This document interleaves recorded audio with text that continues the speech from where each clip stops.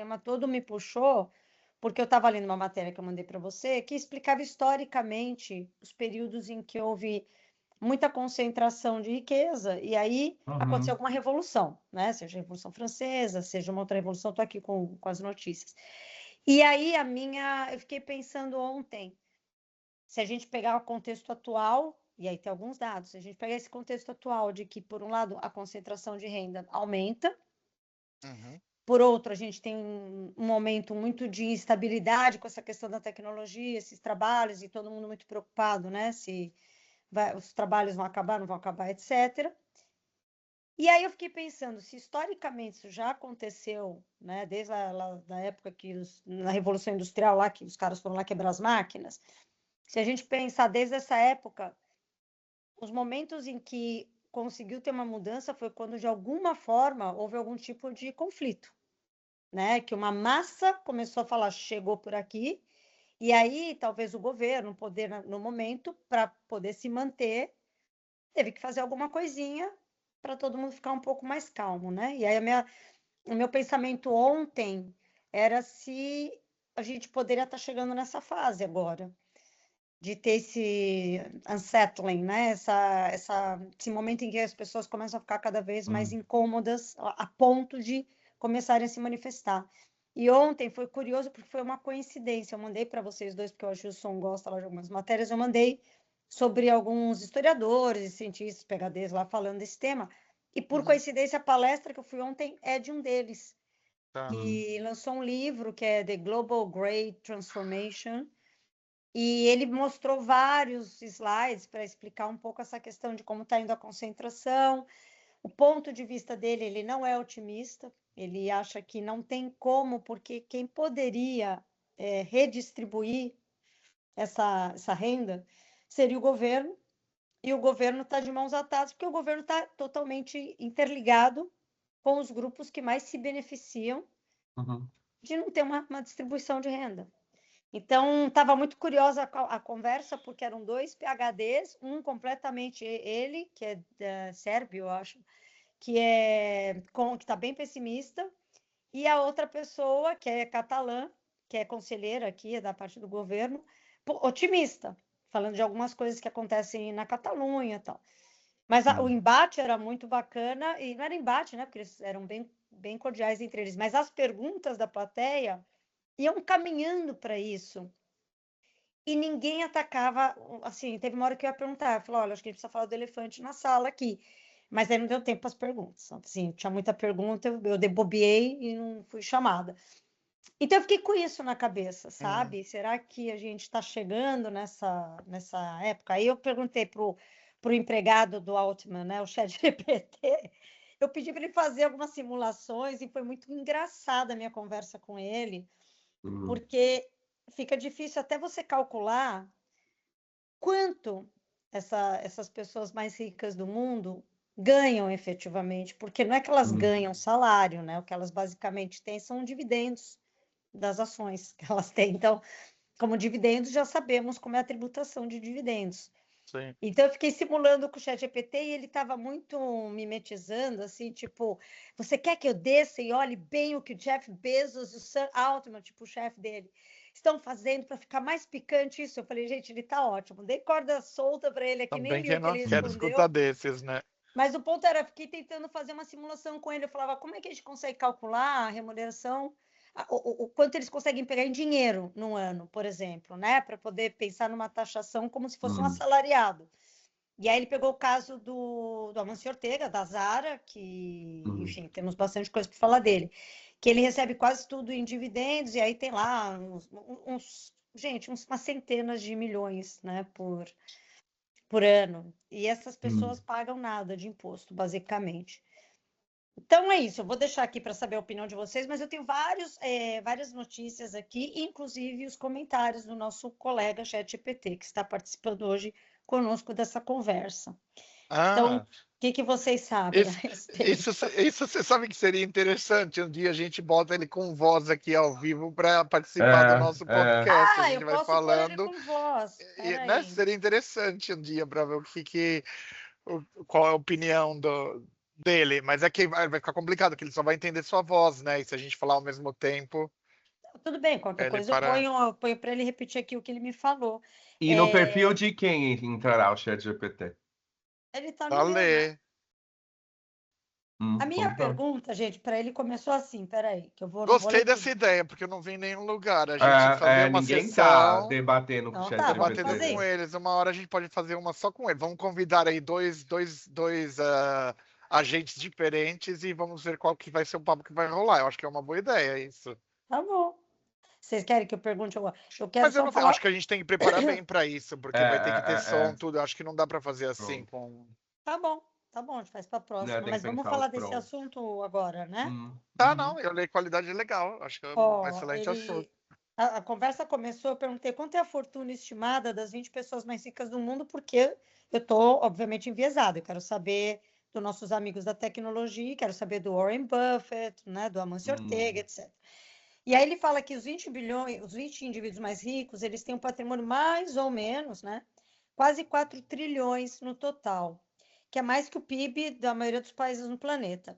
E aí o primeiro deles é o Elon Musk, que tem 800 bilhões, depois vai todo mundo junto lá, Larry Page, Sergey Brin, Jeff Bezos, mais ou menos 300 bi cada um, Mark Zuckerberg e Larry Ellison, que é da Oracle, entre 200 e 230, tudo bi, tá, gente, que eu tô falando.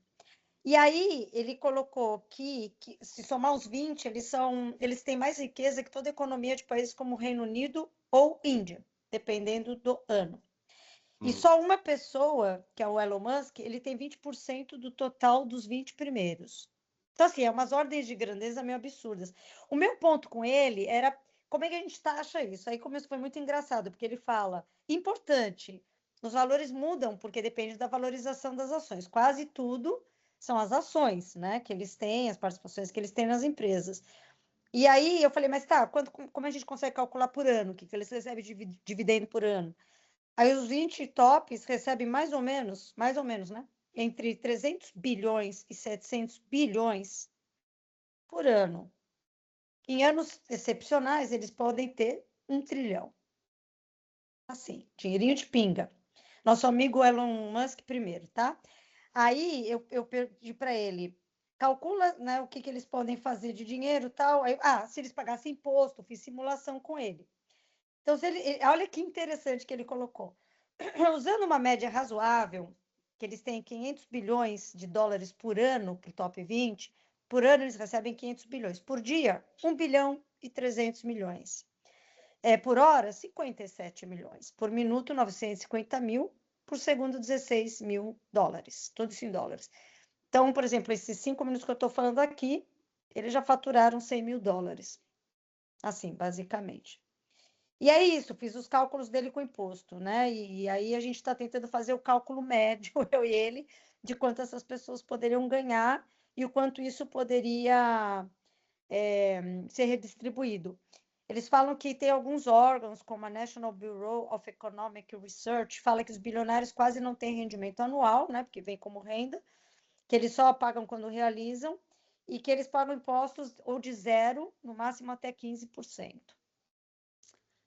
E é isso, gente, sendo que eles detêm 40 a 45% de toda a riqueza gerada no mundo, o 1% mais rico do mundo, aí não estou falando só esses 20, né? E esse 1% tem o mesmo que 95% da população. Então, agora o cálculo é, como é que a gente faz esse povo pagar a conta? Ó, Amancio Ortega, vou deixar aqui, renda real, mais ou menos, dividendos do Inditex, 3 bi por ano. Só da Inditex. Lembrando que ele tem um conglomerado imobiliário absurdo, comprou zilhões de prédios aqui icônicos, então ele tem um acho que fundo imobiliário, mas só lá da Inditex ele tem isso aí, 3 bi por ano para gastar. É interessante, né? A gente falou, a questão, a conta não fecha, né? Porque muito pouco imposto está sendo pago nesse processo todo para você poder estar amenizando algum desses sistemas relacionados à desigualdade. É interessante, porque eu acho que sempre quando teve advento de tecnologia na história do mundo, né, de alguma maneira a sociedade melhorou, né, porque teve acesso às ferramentas e tal. Então, assim, existe alguma relação de melhora né, da maneira que a gente entende hoje da qualidade de vida das pessoas. Mas acho que a gente discutiu várias vezes aí. A questão é que hoje nós estamos tendo uma nova revolução tecnológica relacionada à informação e uso de agentes que estão aprendendo, mas controladas por uma elite que detém essa tecnologia, as empresas na área de tecnologia, além das empresas na área de tecnologia, é o que você disse, todos os outros investimentos que eles têm também, o que dá um poder econômico enorme e um poder de controle, né? Porque acho que tecnologia também é muito relacionada com controle. Quanto mais tecnologias você tem, se você tiver nas mãos de pessoas erradas, você consegue controlar mais. E eu acho que você começou falando sobre algo interessante, que é que a gente já teve em outros momentos da Tá história aqui onde as para pessoas se falar. descontentam, e porque elas se descontentam com tudo isso, elas vão começa e principalmente a classe média geralmente está atrás de alguma dessas revoluções, porque ela sente essa desigualdade, não tem acesso a coisas que são prometidas ou que são esperadas no decorrer da vida delas. E isso começa a criar um pouco de barulho na sociedade e as revoluções acontecem. Agora, o que eu acho que hoje nós estamos num período um pouco interessante da história é que em outros períodos da história, quando essas revoluções elas aconteciam, várias pessoas acho que chegavam num grande ponto de ebulição que as pessoas tinham o mesmo pensamento que eu estou sendo explorado e algo tem que ser feito. Só que a gente está, e vai num dos tópicos que eu falei que eu gostaria de falar com vocês, que é a questão de jornalismo hoje em dia, né, da mídia. E como a mídia também é controlada por quem Claro, por eles, detém a exato. tecnologia hoje em dia, e eles também, além de deterem a mídia, fazem né, as histórias da maneira que querem colocar, e existe essa retórica de cada vez a gente está, na verdade, dividindo mais a sociedade. Então, acho que para que uma revolução aconteça, as pessoas têm que estar alinhadas no pensamento, olha, isso não está dando mais, o que nós vamos fazer? Mas eu acho que o que está acontecendo nesse momento, a gente está vendo muita divisão. E isso é uma coisa interessante. Eu não sei em que momento da história a gente teve uma divisão tão grande, onde em vários países a gente está vendo isso, 50-50, né? 50% da população pensa de uma maneira, 50% da população pensa de outra. Eu acho que a gente já teve outros momentos na história que uma maioria, que era muito mais do que 50 mais 1, era 75%, 80% da população, estava alinhado em algum assunto. E eu acho que a gente cada vez mais está desalinhado e tem duas grandes vertentes aqui de eu penso de uma maneira e a outra parte e os outros 50% de outra maneira. Então, como você consegue alinhar para uma revolução, para reivindicar algo que você quer, quando não, né, quando a mídia é controlada pelo poder econômico e pelo O que poder interessa. tecnológico, colocam o que eles interessam e cada vez estão instigando mais essa divisão, né? Então, não sei. Essa é a única coisa que eu acho que. Porque eu acho que em todos os outros momentos chegou. E eu acho que a gente está bem próximo disso, as pessoas extremamente descontentes. Só que a razão pelas quais elas estão descontentes, em 50% da população existe um culpado e nos outros 50% da população existem outros culpados. Uhum. O que você acha aí, Edson? Que eu tenho mais notícia aqui para passar. Olha, eu fico vendo, né? Porque no capitalismo a gente aprende a mão invisível do mercado, né? Que é quem controla, e a gente começa a ver que essa mão não é tão invisível Exato. assim, né? Ela tem nome, e identidade, né? E aí eu fico questionando se realmente teve grandes mudanças nas revoluções ou só mudou de nome, né? Quando a gente sai de um modelo feudal para o modelo da burguesia e do modelo da burguesia para o modelo democrático. E essa extremidade a gente já viu na Revolução Francesa, na Revolução Russa, né? Então, que a gente meio que o mundo seguiram esses modelos de revolução, né? E dessa polaridade acontecendo. Então, para mim não soa tão novo assim. Eu acho que a gente muda isso, esse poder ele muda de mão, porque para cair uma classe dominante surgiu outra, né? Para cair o feudo surgiu a burguesia.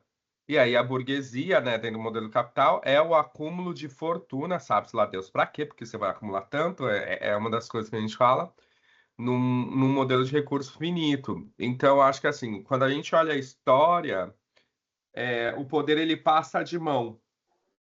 né? Então, qual que é o modelo do próximo poder? Em geral, Qual quando que... passa de mão, meio que destrói o anterior, né? Porque não é uma transição tão suave assim, tipo, naturalmente foi indo.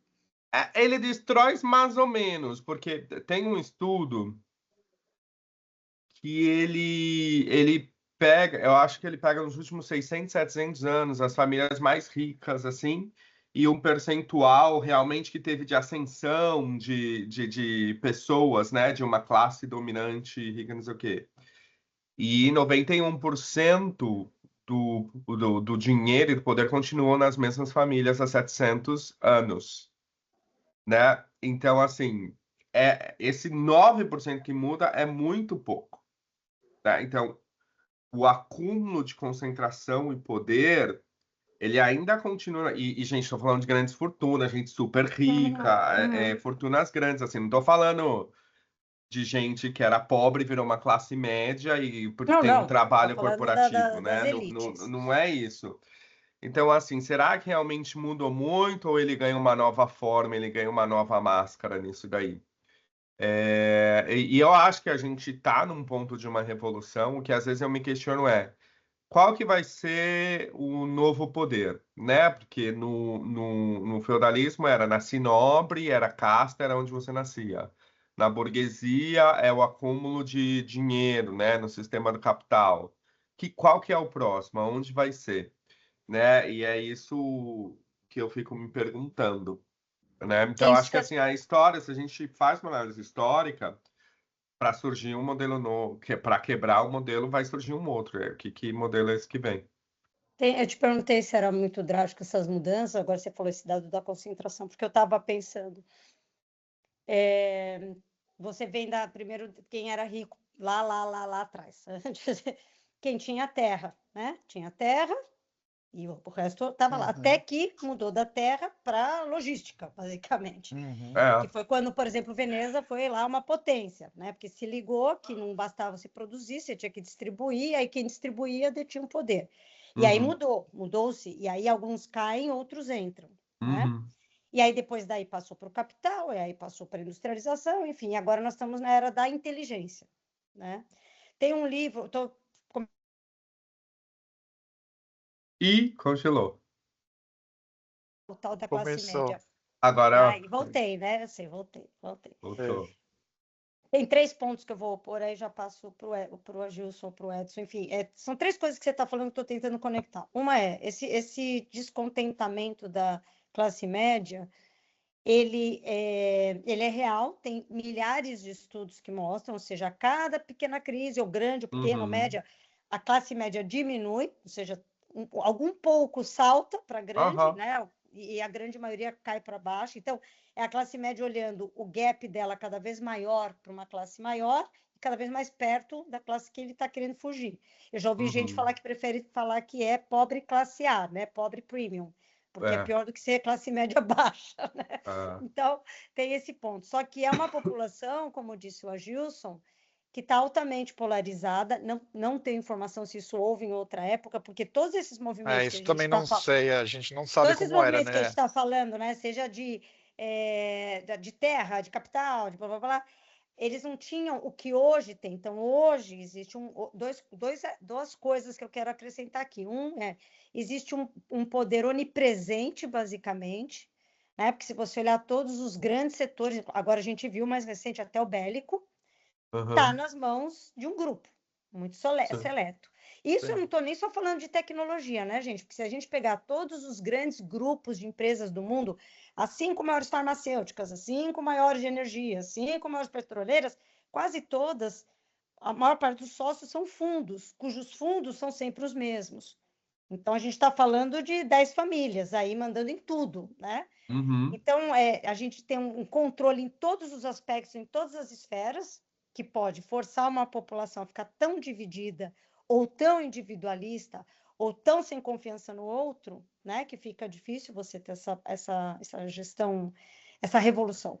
E o terceiro ponto que eu queria pôr, eu li um livro de um cara que é meio controverso, então não estou nem indicando o livro aqui, mas ele chama Imad Mustak, ele tem um livro que chama The Last Economy.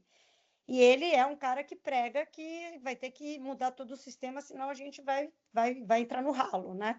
E ele foi esse CEO de startup, ele tem alguns... Depois, se quiser, eu te passo o livro. Não, achei o livro meio chato de ler, mas ele tem uma coisa que ele fala que a diferença, quando a gente está falando que as evoluções são as mesmas, e por isso que eu estou trazendo ele para a gente discutir, ele fala que dessa vez não, porque segundo o argumento que ele vai trazer e comprovando ao longo do livro, é que em todas as outras, as evoluções, as tecnologias, seja a imprensa, né, que aí tirou o poder da igreja de fazer os livros, né, passou para a imprensa, depois foi a Revolução Industrial, todas essas revoluções, todas essas tecnologias, elas substituíam o trabalho de seres humanos, tal, mas elas eram sempre como se fossem ferramentas. O ser humano ainda continuava na fórmula. E segundo ele, para onde está caminhando a tecnologia? Segundo a experiência dele, que esteve muito perto aí do Sol, vai ser o ser humano vai ser substituído em todas as esferas. Não é que vai ser uma ferramenta que aumenta a sua produtividade ou substitui alguma função. Segundo ele, vai substituir tudo. Então, a gente tem uma população, uma classe média que pode ser manipulada, né, para essas divisões que a gente está falando, um poder que, segundo Edson, 91% das famílias são as mesmas riquezas há 700 anos, e cada vez entrando em mais esferas da vida social, e você tem uma possível ameaça de que realmente o ser humano vai ser prescindível. Estou falando isso para o mercado de trabalho, né? Que obviamente impacta, porque aqui nós estamos falando de pobres mortais que ficam ricos ou porque empreendem ou porque são assalariados, né? Mas não são esses grandes pessoas que vivem de dividendos, né? Vendam todas as ações, comecem a vender, mas eles vão parar o mercado quando os preços começarem a cair. Não, eu acho interessante essa questão do controle, não só do poder econômico, mas o controle também da mídia. Eu acho que isso é uma mistura um pouco perigosa. Essa que eu acho que é um pouco a diferença do que houve antes. A gente não sabe quão divididas estavam as populações nas outras revoluções, mas o que a gente sabe é que não existiam grandes grupos que controlavam o conhecimento, né?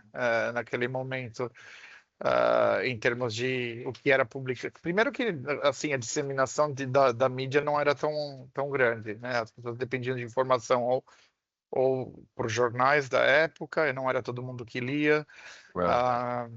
Então agora a gente está numa situação que todo mundo tem muito mais acesso à informação, muitíssimo mais acesso à informação, muitíssimo mais acesso a notícias, mas eu não quão bem curada, né? Assim, tá essa informação, essa que é a questão, e quanto isso está influenciando ou não as pessoas. Agora que a gente está próximo de algo, eu acho que a gente está, isso é claro. Vocês têm todo o descontentamento de uma classe média e de uma geração que ainda nem entrou assim no seu processo produtivo ainda e já não acredita no sistema porque sabe que não vai conseguir. Seus pais conseguiram. Então, assim, eu acho que existe desde o descontentamento de toda uma classe média e de quem está para entrar no processo produtivo ainda. Agora, o que é o trigger, né, o que é o gatilho disso, eu não sei. Posso só falar uma coisa da mídia que você falou? Eu fiquei lembrando 20 anos atrás, 20 não, mais, 30 anos atrás. Eu acho que tem sempre uma manipulação, vou explicar por quê, no meu ponto de vista, que hoje é uma pena que o problema era a curadoria, não é na geração da informação. Por quê? 30 anos atrás, sei lá, 30 mais ou menos, o que aconteceu no Brasil, por exemplo? A gente tinha alguns jornais, 4, 5, a Veja. E aí, de alguma forma, né, a Veja, Isto É, enfim, algumas revistas, né, que eram semanais, quase todo mundo tinha acesso mais ou menos às mesmas coisas. Então, por um lado, se criava uma coesão maior, porque era todo mundo com um número de informação limitado, então ficava todo mundo regurgitando aquela informação durante aquele período. Por um lado, você tinha, então, uma coesão maior do que a que tem hoje, que cada um aqui consome informação de onde quer. Por outro lado, se aquela informação também era manipulada, que eu tenho minhas dúvidas que talvez também fosse, era uma massa sendo manipulada para uma história. Hoje a gente poderia, se a curadoria fosse eficaz, eficiente, a gente poderia ter menos manipulação, na verdade. O problema é que você conseguir fazer curadoria, a gente já falou sobre isso. Você vê como o sistema é muito... Eu acredito que eles não foram gênios suficientes para criar. Eu acho que isso foi uma geração espontânea, meio quântica, porque, se você olhar, é um jogo que encaixa todas as pecinhas. Para você poder fazer uma curadoria, você precisa ter tempo, você precisa ter critério, certo? E você precisa ter uma análise crítica. Nenhuma dessas três coisas estão sendo favorecidas no presente momento. Então, é tudo feito para você ter uma falsa sensação, até eu, do que eu estou lendo agora do ChatGPT, se eu fosse ser realmente uma pessoa rigorosa com a informação, eu ia parar tudo, eu ia entrar nas 25 páginas, eu ia entrar lá no Claude, pedir para ele cruzar as 25 páginas, certo? Isso ia levar um tempo. Né? Para isso que tem investigadores, para isso que tem pesquisa, né? O povo leva um tempo fazendo isso. A gente não consegue. Então, eu só queria pôr essa coisa, porque eu acho que a manipulação sempre houve, só que agora a gente tem uma falsa sensação de que a gente tem mais controle da nossa informação quando a gente não tem. É interessante que você falou isso. Desculpa, só para voltar no ponto. Realmente, sempre houve o controle, né? Com as poucas mídias que existiam, e era mais fácil porque eram poucas, e meio que se alinhava aí a história para grupos maiores. É interessante que você falou isso porque, assim, de qualquer maneira, não existe, né, essa curadoria de informação hoje, e talvez houve uma pulverização das fontes de informação, quer dizer, você pulverizou. Como você disse antes, eu posso ler notícia de um site, de um jornalista que criou um site, de um podcast, de alguém no YouTube, ou do ChatGPT. Então, existe uma pulverização muito grande. E talvez seja isso, existem muitas opiniões. Eu achando que 50%, existem nesses 50%, dentro desses 50%, provavelmente existe uma pulverização muito grande de pensamentos, porque hoje a fonte pode ser de qualquer lado. Agora existe o mainstream, né, que está direcionando um pouco também as pessoas, eu acho. Esse mainstream continua acontecendo. Desculpa, Edson. Não, eu não sei, eu acho meio naive achar que não era controlado, eu acho que era 100% controlado, né? É só você pegar os donos dos grandes jornais, onde que eles estavam, o que eles faziam, e qual que era o interesse deles nessa comunicação. E quando a gente olha, né, Revolução Industrial, tudo, são dois pilares para a gente fazer o controle social. Um é mídia, o outro é o controle da indústria, né? E os dois, eles caminham com interesse grande, mão a mão, né? Por que que Silvio Santos quis ser presidente, não sei o quê, por que que sempre lançam aí, né? E quais são os interesses que tem por isso, né? Que sim, a gente discutiu no outro podcast, conhecimento é poder, e a maneira como você conta uma história vai influenciar como você vai pensar, como você vai refletir, e etc. Então, por isso que, usando o exemplo da lei do pobre premium, né? Falar assim, acho que a maior vitória desse sistema é o bilionário dizer para o milionário controlar a pessoa de 10 mil para achar que eles são iguais, né? E ganhar 10 mil para achar que são iguais. É porque é fantástico isso, assim, que não é. A pessoa, ela perde essa identidade através de tudo que ela vai vivendo aí na vida, né? Então, eu acho. E aí, com o advento da tecnologia, das redes sociais, corre um grande problema de pulverização e de curadoria mesmo, e aí vem as fake news, tudo, né? Só que o algoritmo por trás ele trabalha. Eu fiz alguns testes. Uns testes não, eu percebi, depois fiz alguns testes e deu certo. Todo posts que eu faço em algumas plataformas que eram relacionadas à diversidade, que antes tinham alcances muito grandes, caíram muitíssimo depois que o Trump entrou no poder. Assim, mas assim, não é que caiu pouco, não, caiu para quase nada, nem alcance de visualização. Eu falei, ué, mas a minha rede é a mesma. A minha rede não mudou, as pessoas que seguem não mudou. Então tem um algoritmo por trás, né? Por que que o Elon Musk quis comprar o Twitter? Né? Então, eu acho que essa manipulação ela sempre aconteceu, assim, é uma maneira de chegar e influenciar essas pessoas. E aí vai acontecer o efeito que a Gilson falou, né? Uma parte acha que uma é o culpado, a outra parte que é o outro é o culpado, porque eles Estão acreditando em alguma história aí. E aí, o pensamento crítico que ela falou é o que falta, né? E cada vez mais, um avanço da AI, a gente tem menos pensamento crítico, né?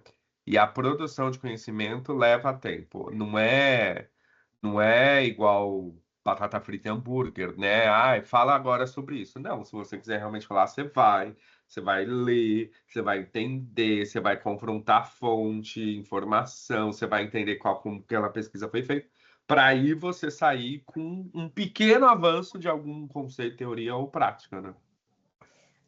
Sabe uma coisa que você falou agora e me veio na cabeça? Continuando do que você está falando, é que assim, tem um exercício que a gente precisa começar a fazer. Eu comecei a fazer agora com o ChatGPT, mas eu acho que é uma coisa que a gente tem que começar a trabalhar, que é desmistificar esses números relativos. Por que eu quero dizer isso? Quando você fala que alguém ganha 3 bilhões por ano só de dividendo, né? Não estamos nem falando outras coisas por aí, a coisa fica tão distante da realidade que a gente não consegue nem se dignar. Porque sai da tua esfera. Se você pensar qual é o salário, que eu vou perguntar aqui também, qual que é o salário de uma classe média, né? Porque aí tudo bem que você vai ter que pôr várias. Mas você vai, o cara da Índia que ganha $1 por dia, né? Para fazer o sapato que depois você compra aqui na Europa. Aí você tem uma classe média ganha, você pega os salários mínimos, e aí você pega uma pessoa que está ganhando 3 bi por ano de dividendo, né? Que a tributação do dividendo é bem diferente do assalariado. Fica tão superlativo que... Por que eu estou trazendo esse ponto? A gente desiste. Eu estou voltando na questão da rebelião, porque eu quero ler um negócio aqui que eu acho interessante para animar as pessoas. Espera aí. Mas o meu ponto principal é, quando a gente transforma tudo demais, a gente desiste, certo? Vamos imaginar que você nunca correu na vida e falam para você, só tem a opção de você fazer a maratona. Você não tem como correr 10 minutos por dia. Você desiste, porque você fala, cara, isso aí tá muito, né, anos-luz de mim. E eu acho que é uma estratégia que vai sendo feita, porque se vocês pararem para pensar, a gente é bombardeado de informação no nível superlativo. É guerra para todo lado, é crise para todo lado, é sobe e desce de ação que você não consegue acompanhar. Estão aí escondidos esse superlativo que eu estou falando. Chega uma hora que você fala, eu não consigo mais acompanhar. Esses valores eu não consigo nem tangibilizar isso, né? E aí eu vou pôr a notícia, porque eu acho que é legal a gente lembrar, porque isso faz a gente se sentir impotente. Lembrando que se as pessoas confiassem mais umas nas outras, aqui abre-se outro melão, mas se todo mundo confiasse, é aquela história de uma fábrica. Se todo mundo confiasse que todo mundo ia se revoltar, se rebelar, fazer uma greve, todo mundo ia fazer. Porque basta, a manada vai quando ela se sente ali, né, que ela está apoiada. As pessoas não fazem hoje porque está todo mundo um desconfiando do outro. Estou falando isso por quê? Olhem só que curioso.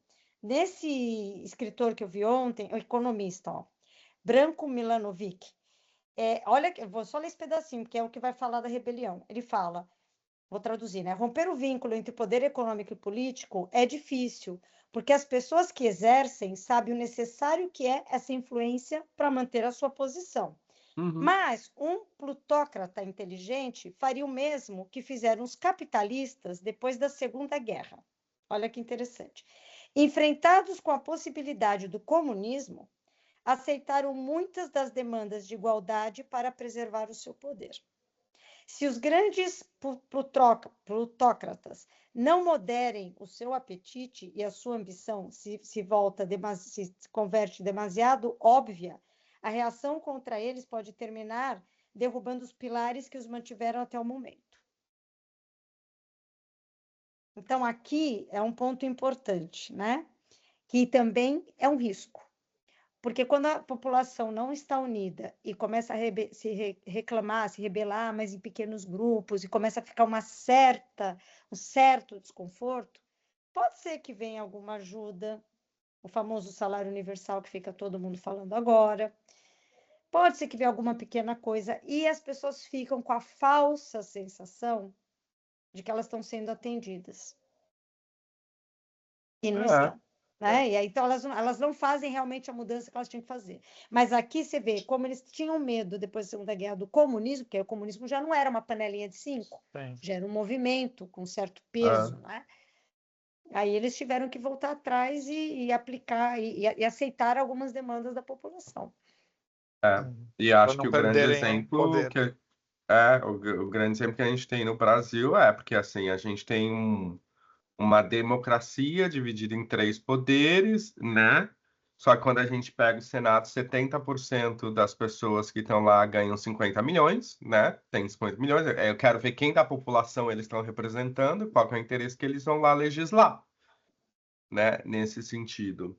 E aí, assim, não, é legal.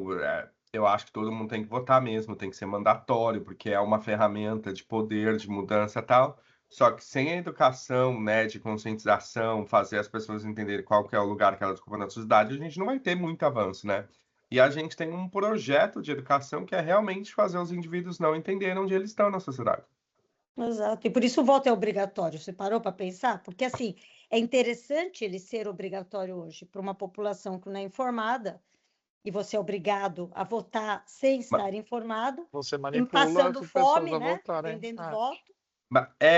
Sim e não, né? Eu vejo por uma outra perspectiva. Eu acho que se tem que ser obrigatório para que eles possam realmente ir votar e ter algum poder de movimentação e de mudança, Sim, né? mas Só que quando eles consigam ver isso como que você está falando, né? exato, então, para eles poderem ver isso, né? É por isso que o nosso país ele tem. Se você pegar as maiores notas de Enem, as maiores notas de Olimpíadas, de Enads, de não sei o quê, você consegue fazer uma divisão até por onde essas pessoas votaram. Ai, você tem esse? It's Conta pra sleepers. gente. Que It's que você... sleepers, né? É só você pegar e ver, assim, os maiores, a região que mais ganha, tem as maiores notas no Enem, que ganha as maiores Olimpíadas, é o Nordeste, né? E quando você pega os estados que mais evoluíram em investimento em educação, realmente é o Nordeste. E eles são os que votam majoritariamente na esquerda, né? Tanto que tem até o meme, o Nordeste salvou o Brasil, né? E as piores notas, menores notas, são da região sul do Brasil. Então Mas consegue. você acabou de tocar em algo interessante que eu estava aqui pensando enquanto vocês estavam conversando. A gente está falando de desigualdade, né? E aí entrou questão aí de, quando a gente está falando de desigualdade, então, como as pessoas se sentem na classe média, geralmente as grandes mudanças vêm, né? Que a classe média se sente atingida, ou está baixando para a classe pobre, poucos conseguiram Uhum, subir para a classe rica, e geralmente essa pressão na classe média. Mas se a gente for pensar realmente em números de desigualdade, você vai ver que existe em alguns países, o Brasil incluso, tá? Comparado uhum, com alguns atrás, onde é, a, o acesso à educação, o acesso a bens, o acesso à moradia melhorou para muita gente que não uhum, tinha. Então, os dados falam por si próprio, né? Quando você olha em dados, países como o Brasil, países como a China. A China é um grande exemplo disso, que existia uma Uhum. fome incrível nos anos 40 na China. Você pega até uma Índia hoje em dia. Então, assim, se você for ver, a situação de muitos desses países em desenvolvimento melhorou muito. Muita uhum. gente que antes não tinha acesso a nada, hoje tem. Hoje ganha mais do que ganhava antes. Então, assim, é um pouco existe um paradoxo aqui. Paradoxal, é. É Sim. paradoxal, porque em alguns países que melhorou muito a situação, não quer dizer que a desigualdade não existe. Ela existe e provavelmente está aumentando, porque Uhum. poucas pessoas que têm acesso aos bens, elas vão cada vez têm mais. Mas a True. população que não tinha acesso a nada antes, a situação de muitas dessas pessoas em países em desenvolvimento melhorou. Aonde É. você vê uma diminuição drástica em termos de qualidade de vida e tal, são em países que eram antes países desenvolvidos, países onde existia uma classe média muito grande, onde as pessoas, e aí, além de existir mais Ah, desigualdade, existe menos programas de ajuda a essa população da classe média que agora está cada vez mais indo para uma classe pobre. é. Peraí, deixa eu fazer só uma pergunta aí, porque o que você está falando, que a gente precisaria investigar, mas tem dois movimentos aí. Um é, quando a gente fala ao longo das décadas, Sim. realmente a população, principalmente o que está na pobreza, porque você É, está trazendo exemplo, né? Tipo a exato. China, Aumentou. tipo a Índia. Então, assim, você consegue tirar as pessoas do menos do básico para o básico. Então, nesse aspecto, a massa melhorou ao longo das décadas. Sim. Outra coisa é que ao longo do tempo também aumentou. Então, essa melhora ela tinha que ter sido mais percebida pela quantidade de riqueza que o mundo foi produzindo, certo? Só que ela foi ficando cada vez que não A pedaço. riqueza foi exponencial e o crescimento, isso está O querendo crescimento dizer, não tá? acompanhou. E agora a gente fala que sai da pobreza e tudo bem, mas aí você tem um nível entre a pobreza e um bem-estar social que ele é bem amplo aqui. E aqui parece ser que esses saltos já não estão sendo dados e estão meio que indo para trás agora. E da onde são esses dados? Porque quando a gente pega, desde o fenômeno da globalização, o acúmulo de poder aumentou, ele saiu de 60% para 84%, né? E a Acúmulo de pobreza, poder, você diz? acúmulo De de riqueza. riqueza. Ah, sim. Não, eu Ele não falei que aumentou. não E existe aí, acúmulo, eu falei isso cresceu, mas não, existem mais eu não pessoas estou que... dizendo que alguém falou ou não deixou de falar. O que eu estou falando é assim, aumentou o acúmulo e esse básico para o menos básico o básico também não aconteceu, né? E principalmente aqui, quando a gente pega a média é a melhoria ainda de China, gente. É isso que melhorou. O resto não melhorou lá grandes Mas se a coisas, gente não. pensar no Brasil, E você aí, que acompanha também. isso, o Brasil não teve uma melhora da bem população? pouco, gente, bem Tudo bem, bem pouco, mas pouco. o que eu acho Bem que o pouco, Argentino né? está querendo dizer é que tem uma evolução, mas não está ela não é proporcional à Ao riqueza acúmulo de gerada no riqueza. mundo. Ao acúmulo de Ela riqueza. não é, mas assim, quando a gente fala em linhas gerais, aconteceu essas grandes mudanças, não. Quem é da periferia do capital continua na periferia do capital, né? E aí eu acho que o país que eu mais cito como exemplo que eu falo que tem chance de mudança é onde eu moro, na Noruega, né? Você pensar 40 anos, isso daqui era um grande país de pesca e agricultura, não tinha nada, era um dos países mais pobres do mundo, né? Achou petróleo, né? É a fonte de onde vem todo o dinheiro. Só que eles tomaram uma decisão extremamente importante: investir na educação, né, da consciência das pessoas, e o outro é combater a corrupção, né? Esse Aí vem fator essa coisinha do ser de humano. combater a corrupção assim que faz com que essa distribuição ela aconteça de uma forma mais equânime também, né? Porque assim, petróleo, Brasil também, né? A gente é autossuficiente, tem pré-sal, tem tudo, mas o sistema de corrupção que tem lá. Mas é bem isso, é a gente começar a questionar, teve melhora, aonde que teve essa melhora? Quanto foi essa melhora? Do que? Porque em Sim, linhas porque não é igual gerais, em todos os lados, se não É, virar média de engenheiro, que é pé frio, cabeça quente, o corpo tá vivo, né? E não é bem isso. Ah, você falou da Noruega e da corrupção, e aí eu fiquei pensando, né? Corrupção acho que é pior do que os plutócratas e tudo mais. Aí eu vou ter que trazer aquele assunto que a gente falou da outra vez da ponerologia, lá do estudo do mal, porque é uma pena, porque o que acontece quando você olha, a gente estava falando isso outra vez, não sei se ficou gravado ou se foi uma conversa nossa fora do podcast. Nesse estudo aí do mal, da origem do mal, ele vai falando, né, que tem uns 3% da população que tem, né, essas tendências mais malvadas, mas uhum, nesse aspecto negativo, né? E que automaticamente elas procuram posições de poder, porque é onde elas podem influenciar, exercer a maldade. a Vamos maldade combinar. da... Então, quando a uhum, gente fala da política, porque assim, me dá muita tristeza, porque eu acho que tem gente com muita vontade de fazer coisas para valer. Tem muita gente que está entrando, né, de coração, não está entrando para ganhar, tirar vantagem, qualquer coisa. Mas o sistema ele é tão poluído de uhum. gente que procura ali. Então, assim, é que ali é a fonte perfeita para você aplicar a sua maldade, se você quiser. Porque você tem controle, você tem o seu lobby, você tem, né? Você tem a sua Sim. interação com a indústria. Então, fica muito difícil você combater, porque você tem que praticamente exterminar, né, gente? Que nem rato, assim. Você tem que exterminar, porque não é gente com salvação. Não tem gente com Ah, salvação. Quando ah, vê um Senado, como você falou, quando você vê, assim, as pessoas não têm nem a disfarçatez né, de esconder, assim, é quase que bonito mostrar o que você é espertinho, que isso é um problema ruim do brasileiro, vou deixar aqui uma Da coisinha cair, cultura. uma das coisas que eu não gosto da nossa cultura, essa coisa do Gerson, gosto de levar vantagem, né, é confundir o ser flexível e criativo, que também temos, com eu tenho que ser o smartest guy in the room, e para mim eu acho isso péssimo, mas meu ponto é, fica difícil, porque você precisa da política limpa. Você precisa de uma política que consegue fazer pressão quando você tem uma plutocracia, quando você tem, né, um monopólio, quando você tem uma ingerência de pessoas que não devem ter na mídia. Mas você não tem, isso aí tá podre, entendeu? De tão grande na nossa cultura que a gente associa, né, a pessoa política à corrupção, Exato, a não confiável, né? Já exato. virou um adjetivo assim, fulano é político. E aí, Né? sabe onde começa essa doença, esse vírus? Porque ele espalha até na gente, e posso falar até por mim mesma. O que acontece quando você já não confia na política? É meio que Deus por, né? Cada um por si, Deus por todos. Então, é onde você começa a querer não pagar imposto.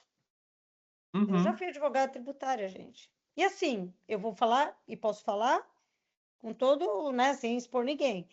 Para muita empresa, a gente falava, não precisa pagar imposto, não, gera caixa, porque você precisa de caixa para pagar salário, provedor. E quando vier a cada 4 anos a eleição, naquela época, cada 4 anos o governo, para fazer caixa, para fazer obra e mostrar que está fazendo obra, fazia uns programinhas chamados refis, né? Refinanciava o seu imposto por 1 milhão de parcelas com juros bem baixos.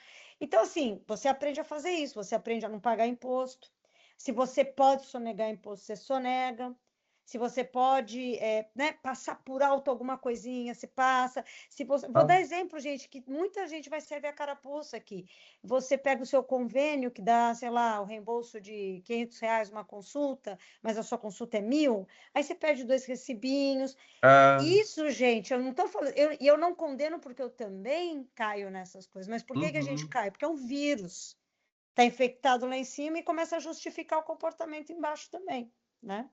E isso reflete até em manobras internacionais, por isso que existe paraíso fiscal. Tipo, a fortuna da Suíça vem da onde, gente? Alguém me diz?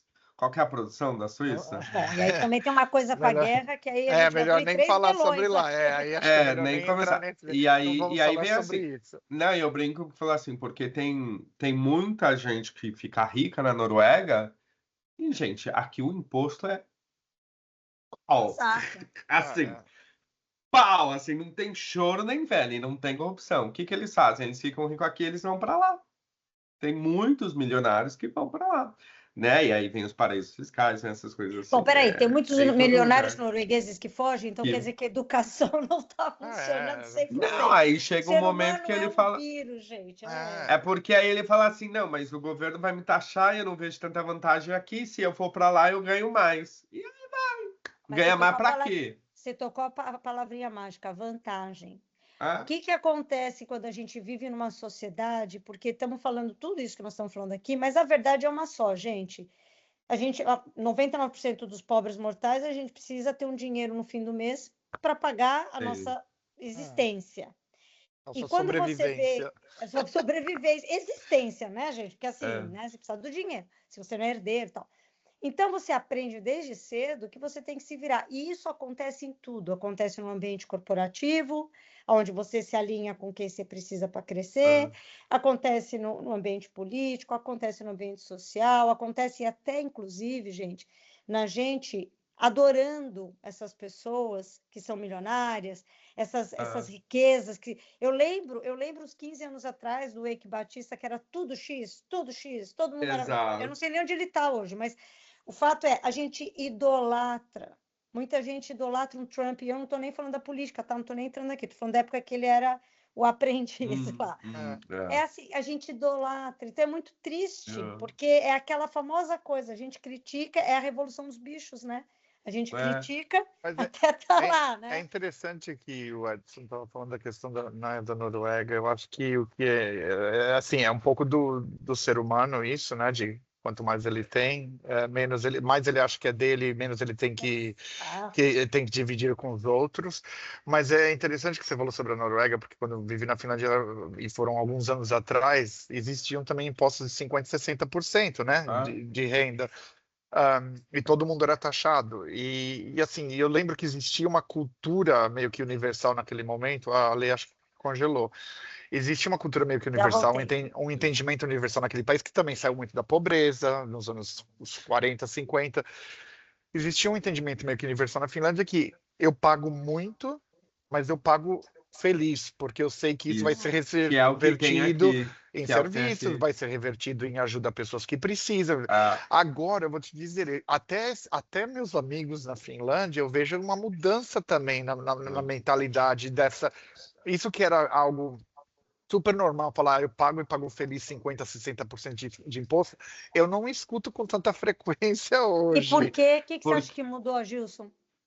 Então, aí que eu tô falando, deve existir algo onde as pessoas, quem ainda tem muito dinheiro, os que têm muito dinheiro, que você falou, agora eu tenho muito dinheiro, eu não quero mais estar aqui nessa sociedade pagando 50%, 60% de imposto, eu vou para outro lugar onde eu não tenho que pagar, entendeu? Então, algo mudou nesses últimos anos, que as pessoas sentem que ou o dinheiro não está sendo bem usado, ou existem pessoas abusando do sistema, ou elas chegaram num patamar da vida delas que elas querem continuar a ganhar mais e elas já passam a desacreditar nessa verdade universal, entendeu?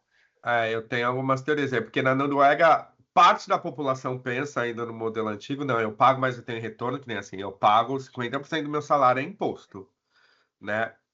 Quando vem o olerite, eu quero chorar, deito em posição fetal, aí eu meio que começo, não, a educação é boa, é de qualidade, eu vou para o hospital, é gratuito, pago quase nada. Mas o que tem acontecendo? O poder de compra tem diminuído e vem dando a sensação de que talvez essa apagação de imposto toda não está valendo a pena. Né? Então a inflação aumenta, e aí já começam a ter essas conversas. Eu fui sentindo isso nesse período que eu tô aqui, que esse negócio pago com orgulho, nem tanto, porque a inflação tem aumentado. Eu mesmo vejo assim, no dia a dia, eu vou no mercado, o que eu comprava com 1.000 coroas antes, eu não compro agora. Literalmente, eu tenho guardada a minha primeira notinha de mercado que eu tive aqui, porque eu quis, porque, né, é super caro, não sei o quê, e eu falo, gente, mudou, eu não compro mais a mesma coisa. Mas vocês perceberam que vocês dois tocaram duas coisas completamente diferentes, duas teorias completamente diferentes. O Edson está falando de uma população que está contente em pagar, até o momento em que vê que o poder aquisitivo começa a diminuir. Aí incomoda. Então, nós estamos falando de uma população que, em geral, é classe média, certo? Tem um padrão bom para viver, vamos dizer, classe média alta, talvez, mas começa a perder o poder de compra e se incomoda. O Agilson falou de outra população, que é aquele que ganha muito e começa a ganhar muito, aí quer morar fora, que você também falou, Edson. Você havia falado. Eu acho que é a mesma coisa, né? São dos dois lados, existe exato. isso. Exatamente. Você tem a justificativa é que eu estou perdendo, estou andando para trás, e não estou gostando, mas a outra do Agilson me parece muito interessante, porque me abre a questão de que talvez a ganância do ser humano tem que ser limitada, não ilimitada, limitada. Por quê? Parece ser, então, que quando você ganha 2 milhões já não é suficiente, porque aí você começa a ver que tem gente ganhando 32, e com os seus 2 você não consegue competir com aquela pessoa. Então, precisa agora ser 32, e quantos anos? 32, e assim vai. Só que assim, você pode viver muito bem, com muito menos do que isso, certo? Então, aqui, a do Edson, eu até entendo. A pessoa, quando está lá na média e está caindo para trás, né, ela está lá no Titanic, na classe B, ela está caindo para trás, está lá na água já. Agora, aquele que está usufruindo do solário, mas ele vê que lá em cima do solário tem uma área VIP, e para ele aquilo agora passa a ser justificativa para ele viver num paraíso fiscal, aí entra a questão da natureza humana. A do Edson tem uma questão de sobrevivência. Medo, né, de que amanhã não vai ter dinheiro para isso. Agora, o do Agilson é pernicioso, porque mas por isso que eu falei, quer dizer, o que faz com que as pessoas, né, qual é o ponto de equilíbrio na hora que essa pessoa vai falar, para que eu vou continuar dando tanto para o sistema ou contribuindo para a comunidade? E eu acho que é um pouco da natureza humana isso. Eu queria entender quando que chega nesse limite que a pessoa acha que ela Agilson, eu não acho que chega, eu acho que o ser humano tem esse defeito de nascença, na minha visão, e eu já fui pesquisar e descobri que existe uma corrente, chama limitarismo lá, mas eu não pesquisei ainda sobre ela a fundo. Mas eu tenho a opinião que se não existisse se a política não fosse corrupta, etc., para mim tem uma limitação na riqueza.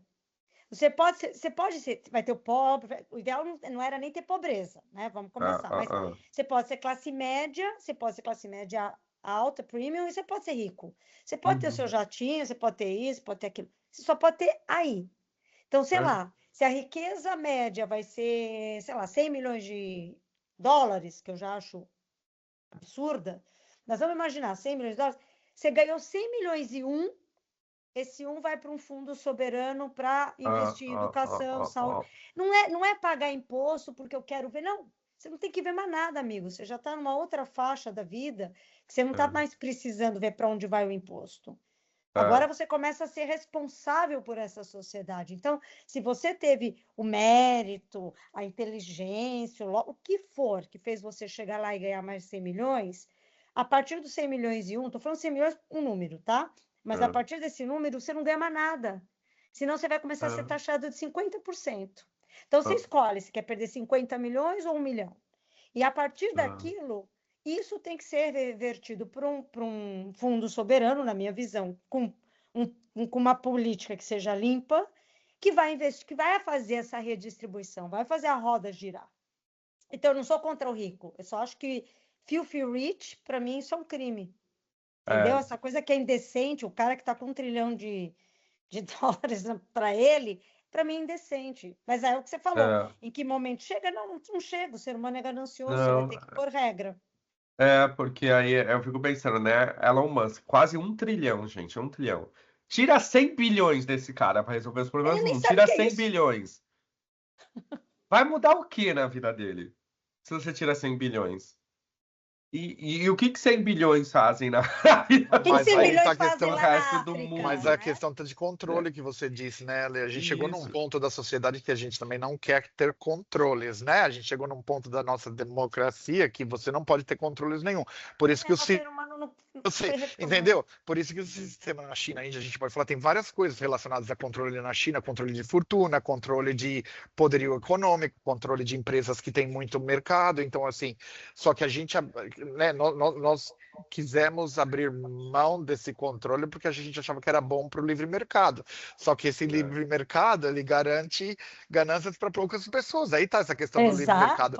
E cada vez mais ele é mais livre, porque daí você não tem governos e políticos controlando o que as pessoas ganham. E eles continuam a eleger essas pessoas que não vão querer mudar o sistema porque os seus amiguinhos continuam a enriquecer. Então, assim, essa questão que você falou do controle é muito importante, porque eu acho que aonde ainda funciona é porque tem pouca corrupção, é porque as pessoas ainda acham que vale a pena pagar imposto. Existe controle também nesses países onde as pessoas têm que pagar 50%, 60%. Se não pagar, você está com um grande problema. E sabe, vou te dizer mais, se a gente falar, porque você pegar um americano e falar um negócio desse, ele me dá um tiro, basicamente. Ele me dá um tiro literalmente, né? Porque isso no tem livre mais mercado. arma que ali, né? Mas o meu ponto é, eles iam falar, isso não incentiva a meritocracia produtiva. Meu amigo, se você quer produzir mais do que 100 milhões, 200 milhões, bilhões, você vai ganhar vários badges do mundo. Tipo, você é o fodão. Tipo, porque eu não acho que esses caras do trilhão, ele tá querendo dinheiro. Um trilhão, ele não sabe nem onde gasta, ele só trabalha, esse cara. Então, assim, não é isso, né? Eu acho que tem essa questão do poder, essa questão do conseguir. Então, você limitar uma fortuna, eu não acho que vai reduzir a ambição das pessoas, porque quem é ambicioso para ganhar 100 milhões, gente, vamos falar na vida real aqui. Quem realmente é ambicioso para virar um bilionário, essa pessoa ela tem um drive que independe se ela vai ganhar 100 milhões, 200 milhões, é um drive interno de gerar fortuna, de ser importante, de ser influente. Continua, você pode continuar, e quanto mais você produzir para o mundo, mais prêmios você ganha, porque o seu talento, o seu potencial está sendo revertido para o mundo, não para o seu bolso. Mas há controvérsias aí. Eu vou aqui. Você só faz fortuna explorando o trabalho dos outros. Sim, Sim, sim, não tô entrando, eu Você estou só não, entrando em alguém falar assim, então, bem que assim, não porque era bom assim, produzir muito. gente, tem galera que trabalha, mas a gente sabe, né, a raridade do trabalho, o que vai controlar o quanto você recebe ou não, né? sim, sim, Popó sim, vai sim. lá dar uma luta aí, num soco, ganhar milhões. E um professor que trabalha em 3 Eu ia escolas, falar. nananana. Então, quer ganhar não sei quantos bilhões? É, A gente eu, sabe que a Não, fórmula Edson, qual meu é. ponto aqui, não estou Então, dizendo a origem da fortuna, eu só estou dizendo que um dos argumentos quando a gente nem eu tô falando da limitasse, origem. Nem eu tô falando da origem.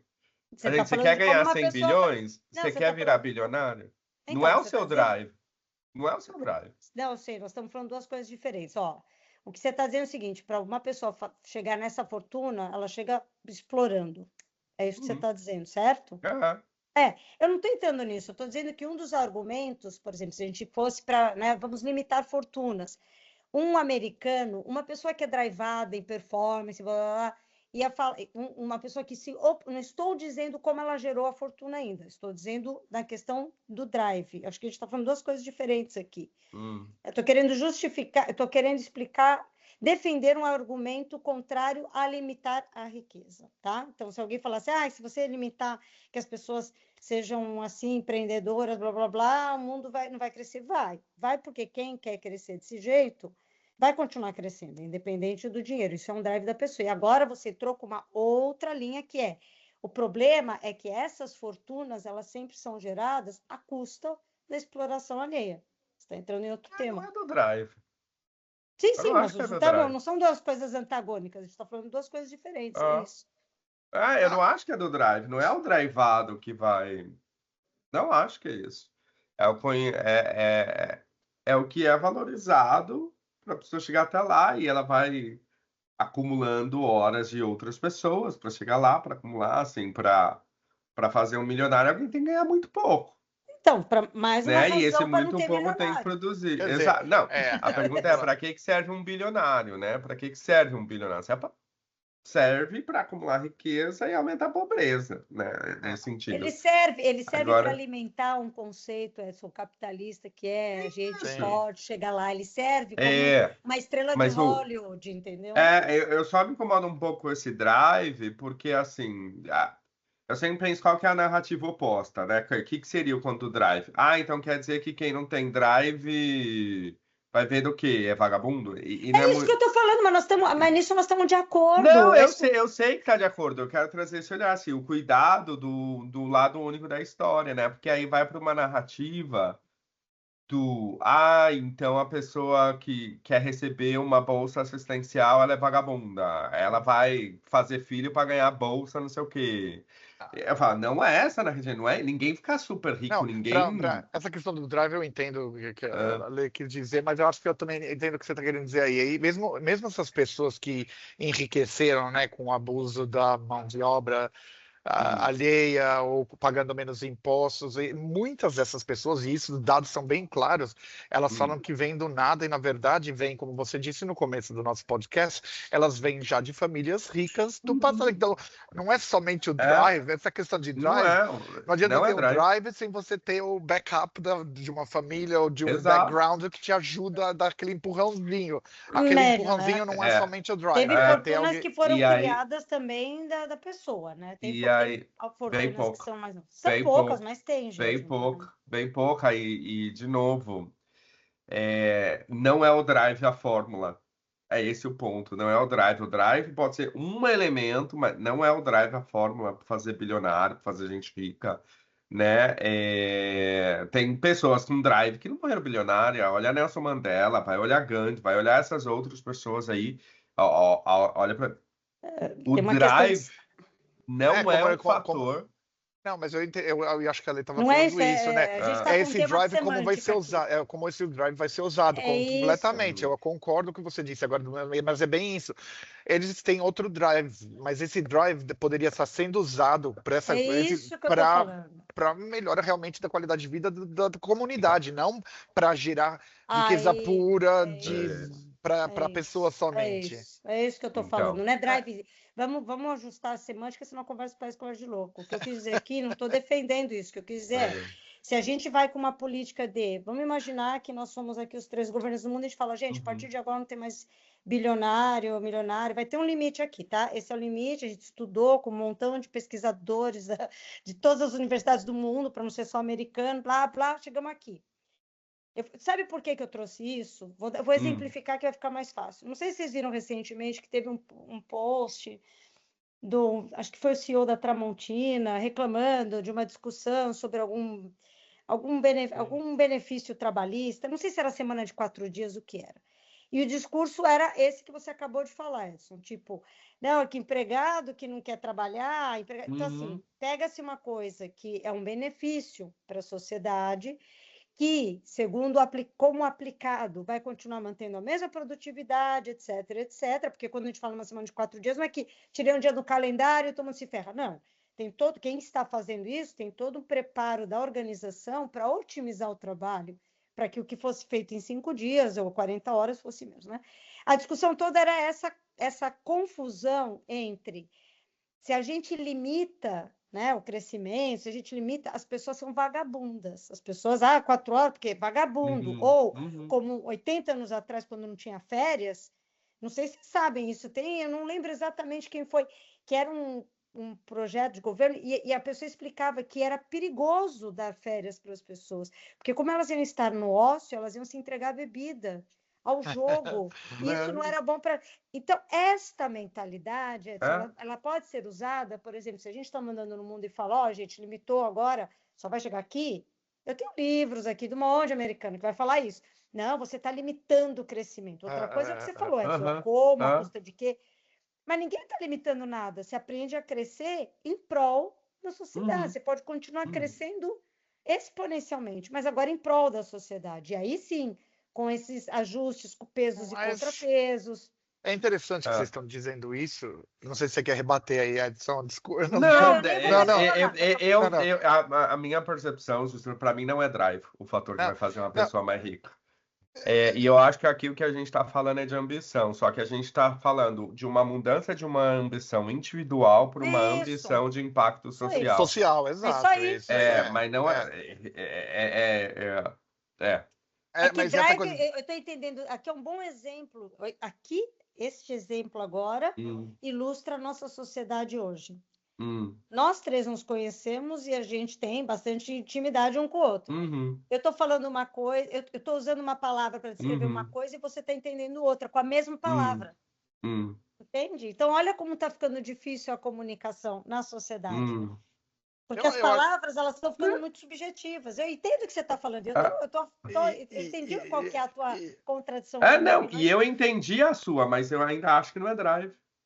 Eu ainda não acho que é eu acho que indiferente se é ambição, se é drive, o que é, eu ainda acho que a questão aqui, de novo, dessa, né, da liberdade econômica, né, que foi colocada na cabeça pelos americanos, pelos capitalistas, essa liberdade econômica aí, se foi por ambição, se for por drive, pelo que for, antes, até no continente europeu, se a gente lembrar logo após as 2 guerras mundiais, existiam ainda governos sociodemocratas, com todo um programa de governo no qual impostos eram cobrados, as pessoas recebiam em serviços, a maioria das empresas, grandes empresas que geravam, que eram responsáveis por infraestrutura, eram do governo. É claro que isso fica pesado para um governo, mas existia, na minha opinião, algum tipo de equilíbrio aí no que era essa desigualdade que a gente está falando, porque os governos colocavam os limites. Olha, aqui não dá mais para essa empresa crescer, ou essa empresa é do governo, nós somos, mas esse dinheiro tem que ser usado de volta para a sociedade. E a gente chegou num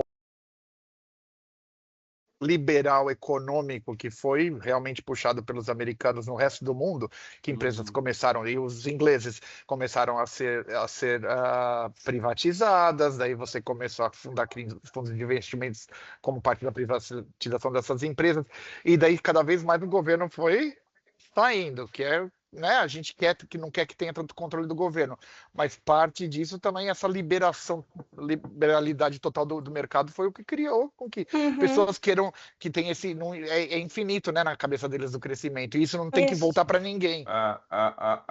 É para isso, mim, é somente para essa pessoa. Para mim não é igual se vai voltar para a comunidade, não vai, eu quero para mim. E eu acho que aí onde que está existindo um pouco de, a gente tem que ter um contrapeso que não está existindo nesse momento. Exato, e o contrapeso não vai vir da política, porque a política está recebendo para permitir que isso aconteça. Porque eles também estão perseguindo esse poder. No final, tudo se resume quando a gente fala, né? Quando o Edson falou, o cara ganha 800 milhões, quase 1 trilhão, vou tirar 200 milhões, ele não vai nem perceber. Exato, eu volto na coisa do superlativo, está tudo tão etéreo que ninguém consegue perceber, mas nem eles, porque a briga deles não é por dinheiro. A briga dessas pessoas é por transcendência, é por superar o universo, vai. Né? Quando a gente fala que esses caras estão... Porque não existem controles, né? Deles. E é um pouco o que está acontecendo na política com essa pessoa que é o presidente da nação aí, que fala sobre o livre mercado. Não existem controles nem... Então, assim, olha, não existem para essas pessoas. Agora não existe nem controles que foram estabelecidos pelas Nações Unidas, após a Guerra Mundial. Ele passa eles por simplesmente estão desaparecendo. Mas isso é perigoso. Você vê, a gente já está tendo isso no modo produtivo, né, na produção de bens e capitais, e agora isso está acontecendo na política também. Isso que é perigosíssimo. E isso que a gente está falando de meios de ganho de dinheiro em mercados legais, né? Se a gente for ampliar para mercados ilegais, aí a gente abre uma seara sem fim, né? E qual a correlação que isso tem, né? Que assim. A gente pode fazer só uma piadinha, mas só uma piadinha porque não dá para perder. Porque a gente falou daquela pessoa que a gente não pode falar o nome, né? Como é que chamam ele? De Espinha, né? O Espinha. Gente, ontem eu estava vendo durante várias vezes na televisão, apareceu sobre o atentado. Né? E aqui na Europa, o curioso foi que o comentário, inclusive na minha aula de cinema, o comentário era como o americano já está preparado para um atentado, porque assim, dá 3 tiros, já todo mundo sai, um estava ainda comendo, saiu com a maior calma, porque aqui ninguém está muito acostumado com isso, faz tempo, né, que não tem atentado e tal.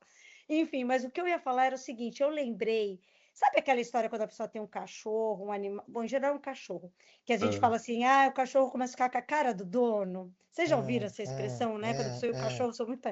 Ontem eu vi isso, gente, no Trump e na Melania.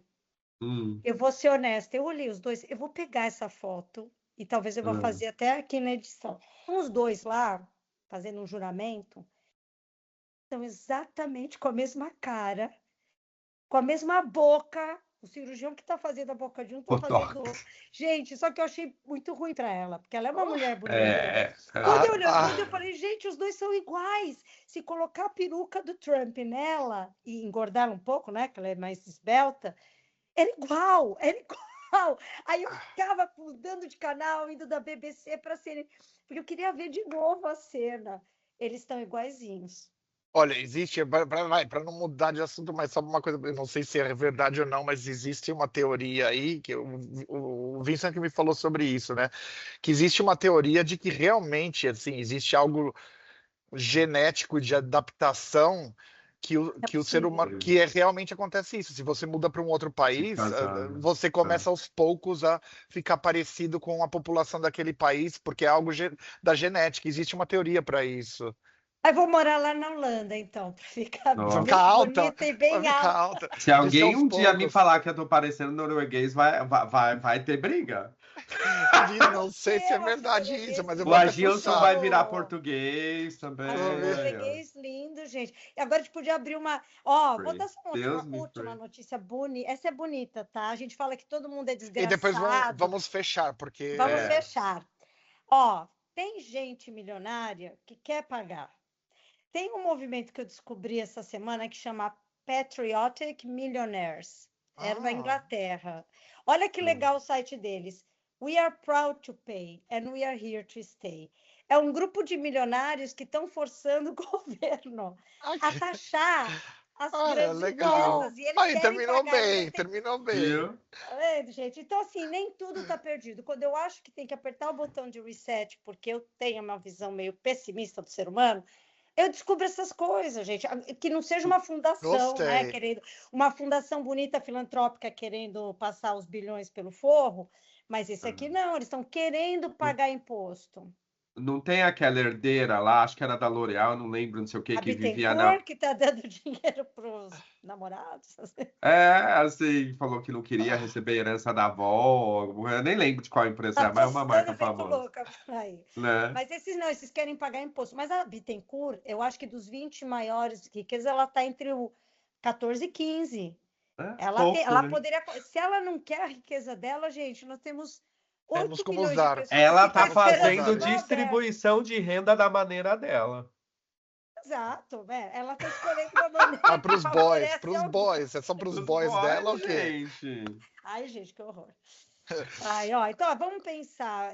Todo o objetivo aqui era a gente começar a pensar que o quanto a gente pode deixar de ser impotente nas coisas que estão acontecendo, né? Qual é a responsabilidade individual de cada um de nós que ainda não somos bilionários, de ir pensando quais são as possíveis, né, soluções para o nosso mundo.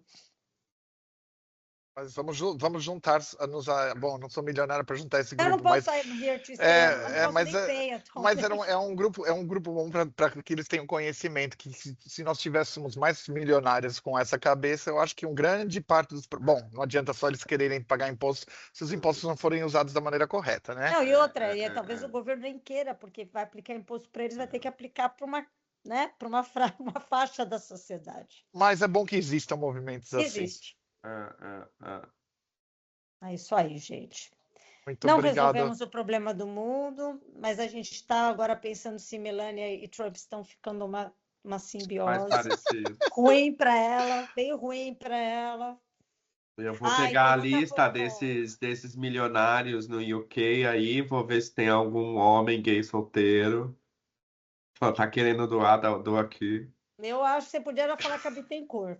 Falar para ela abrir um pouco a diversidade. Mas Vou eu fazer acho que eu mais. não sou target. Eu não sou target, amiga. Você não vai Pra ser target Bittencourt. para ela.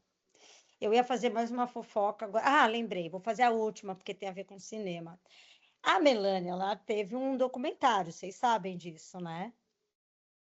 Teve um documentário Sim. Netflix. Sim. Eu fiquei curiosa para ver se alguém tinha visto, porque eu não vou nem perder meu tempo. Aí, o que aconteceu? Eu entrei no MDB. E assim, o MDB, que é aquela para quem não sabe, né, uma base de dados que tem todos os filmes do mundo e as pessoas avaliam os filmes. Então, como é mundial, tem muita avaliação.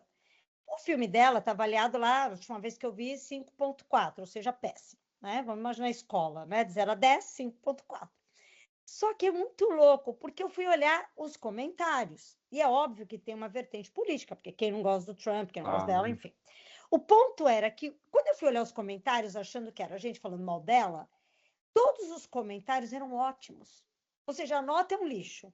Os comentários são ótimos. E todos os comentários falavam que emocionante foi ver o cinema lotado nos Estados Unidos. Que emocionante foi ver este comentário, cinema lotado nos Estados Unidos, se repetiu muitas vezes nesses comentários, o que não é comum, porque eu sigo o IMDb e quando você vai ver a crítica, cada um fala uma coisa da crítica, né?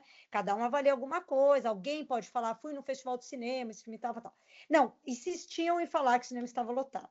Aí o que eu fiz? Entrei nas teorias da conspiração e pus lá, cinema lotado na inauguração, né, do filme, lançamento do filme. E aí tinha várias teorias explicando que tinha vários cinemas lotados, tudo reservado os mesmos lugares para as mesmas pessoas. Então tinha alguém que entrou no site, conseguiu mapear as reservas, então eram sempre as reservas nas mesmas cadeiras, nos mesmos lugares, as mesmas sessões, para gerar barulhinho. O quanto o Netflix deve ter ganho para fazer essa fantasia do Trump, né? Porque não sei, não acho que a Melania queria falar sobre ela. Mas essa é a fofoquinha, gente. Alguém assistiu aqui? Não é Netflix ou foi a Amazon Prime que gravou, na verdade? Eu não lembro quem foi Eu a acho que foi produtora, acho que foi, Netflix. mas eu sei que eles acho que provaram que acho que estavam por trás disso. Eles mesmos compraram as entradas para mostrar que tinha batido recorde de bilheteria na primeira semana. Então, mas, né? Então, Eu mas acho aí que realmente você vê que não nem é todo fofoca, eu poder acho do que é mundo obriga realidade as pessoas mesmo. a irem no cinema, gente. O Acho que storytelling do dado faz a diferença, né? Prime, deixa eu corrigir, Prime não foi é Netflix. Prime, O foi Prime Saran Video. tá ok. E pelo que eu Vai. entendi falar, foram eles mesmos que compraram as entradas para mostrar.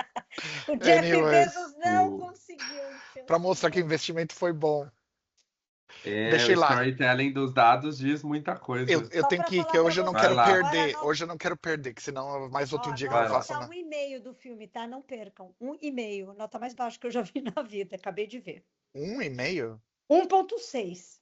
O que é isso? A nota de 0 a Nota 10. do do IMDb? De Uhum. qual? É. Da senhorita Dela, lá? dela, Ah, dela. tá bem.